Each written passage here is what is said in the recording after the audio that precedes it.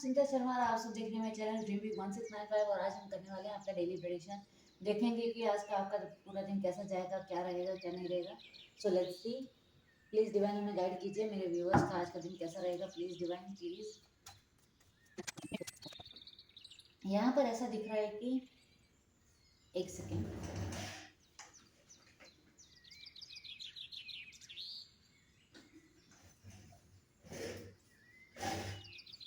Sorry मैं camera check कर रही थी।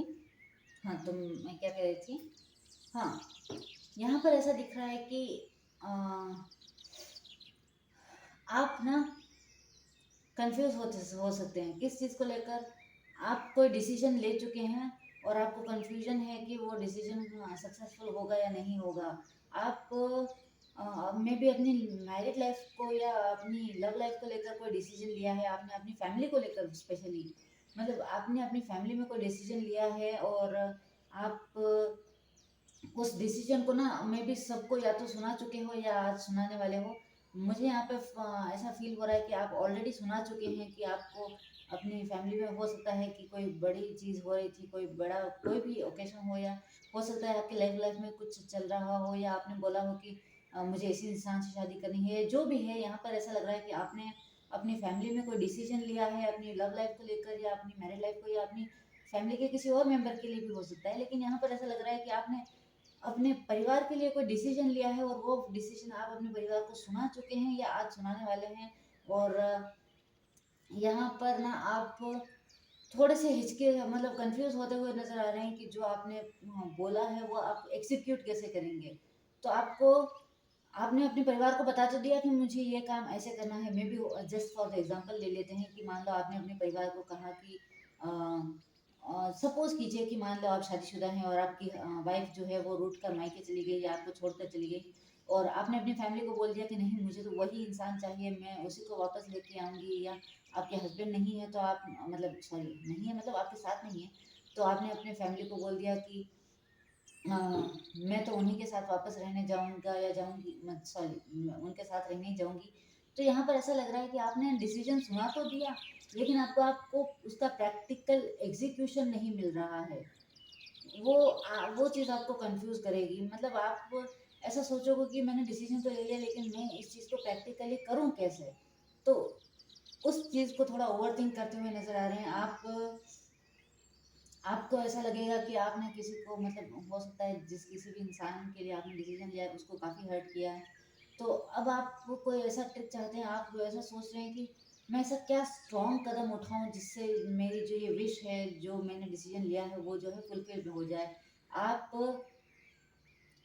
एक्शन चाहते हैं कोई, मतलब यहाँ पे स्ट्रांगली निकल कर आया है कि आप कोई एक्शन लेने के बारे में सोच रहे हैं। आपके मतलब आपने अपनी फैमिली को तो बता दिया कि मुझे ये चीज़ करनी है, लेकिन बाहर वालों को अभी तक नहीं पता, और आपको भी इस बात की क्लैरिटी नहीं है कि जो आप कह रहे हो वो प्रैक्टिकली होगा कैसे, वो आपको नहीं पता। आप एक्शन लेना तो चाहते हो, आपके मन में स्ट्रांग इंटेंशन है कि आप एक्शन लो, और ये बात जब आपने फैमिली को बताई है तो वो आपसे नाराज़ होते हुए भी नजर आ रहे हैं। हो सकता है कि आपकी आपकी फैमिली जो है आपसे नाराज़ हो गई हो कि तुम ऐसा कैसे कर सकते हो, या तुमने ऐसा डिसीजन कैसा ले लिया, हमारी सजेशन नहीं लिया, ये नहीं लिया, वो नहीं लिया, जो भी हो। लेकिन यहाँ पर आपकी फैमिली जो है वो आपसे नाराज़ होती हुई नज़र आ रही है। यहाँ पर थोड़ा कलेश वाला माहौल, कलेश तो क्या है लेकिन आपसे नाराज़ रहेंगे। आपसे साइलेंट ट्रीटमेंट, आपको साइलेंट ट्रीटमेंट दे सकते हैं। वो आपसे शायद बात करना बंद कर दे या बोले कि जाओ तुम अपने मन की करो, हमसे क्यों पूछते हो, या हमारी हमारी क्या ज़रूरत है। थोड़ा इमोशनल ब्लैकमेल करते हुए नज़र आ रहे हैं। यहाँ पर साफ दिख रहा है कि आप मूवमेंट चाहते हैं, और लेट्स सी कि क्या आप उनकी बातों में आकर अपना डिसीजन चेंज कर देंगे। लेट्स सी, क्या आप अपने फैमिली के लिए डिसीजन चेंज करेंगे या नहीं। क्या आप ये डिसीजन चेंज करेंगे या नहीं, या ये आपका फाइनल डिसीजन है। लेट्स सी, देखते हैं क्या है। ये तीनों कार्ड्स क्या दिखा रहे हैं। आप ऑफर देना चाहते हैं, आप मेहनत करना चाहते हैं, एक नई शुरुआत चाहते हैं। तो आप मुझे अपने परिवार की बात नहीं मानते हुए नजर आ रहे हैं।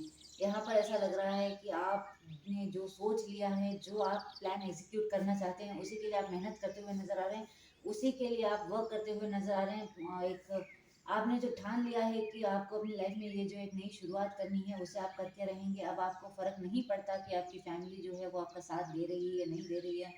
मे बी आपके हालात मुझे नहीं पता क्या है। हो सकता है कि कोई बड़ा रीज़न रहा हो, क्योंकि यहाँ पर सारे पॉजिटिव कार्ड हैं और क्वीन ऑफ सोर्ड्स है। और queen of swords, king of swords होता है ना, तो मैं आपसे ये कह सकती थी कि आपने जो है वो घमंड के चलते ऐसा किया है, लेकिन नहीं, यहाँ पे क्वीन ऑफ सोर्ड्स निकल कर आई है। और क्वीन ऑफ सोर्ड्स कभी अहंकार नहीं करती, वो घमंड नहीं करती, वो सच के लिए, सही के लिए स्टैंड लेती है। तो यहाँ पर ऐसा लगता है कि मे बी आपकी फैमिली को किसी चीज़ को लेकर गलतफहमी हो गई हो या उनके दिमाग में कोई बात बैठ गई हो, लेकिन आप उनकी साइड नहीं ले रहे हैं। आप में भी हो सकता है कि आपकी वाइफ का या आपके हस्बैंड का आपकी फैमिली के साथ झगड़ा हुआ हो, या आप लव मैरिज करना चाहते हैं और उन्हें लगता है कि आपकी पसंद जो है वो सही नहीं है, या जो भी हो। यहाँ पर साफ दिख रहा है कि आप अपनी फैमिली की बात नहीं मान रहे हैं, और आप जो है आप ठान चुके हैं कि आपने जो सोचा है आपको वही करना है, और उसी प्लान को आप एग्जीक्यूट करेंगे, और उसके लिए आप कड़ी मेहनत करते हुए भी नजर आ रहे हैं। सो ये थी आज आप लोगों के लिए रीडिंग। लेट्स सी, देखते हैं कि क्या डिवाइन आपको क्या गाइड करते हैं। देखते हैं डिवाइन आपको क्या गाइड करते हैं। देखते हैं डिवाइन की तरफ से आपके लिए क्या गाइडेंस है, क्योंकि इतना स्ट्रांग आपने डिसीजन लिया है, आप मतलब सबसे लड़ भिड़ रहे हो। तो धनवर्षा, आपके जीवन में आर्थिक स्थिरता आ रही है। मन में संतोष और कृतज्ञता का भाव रखें।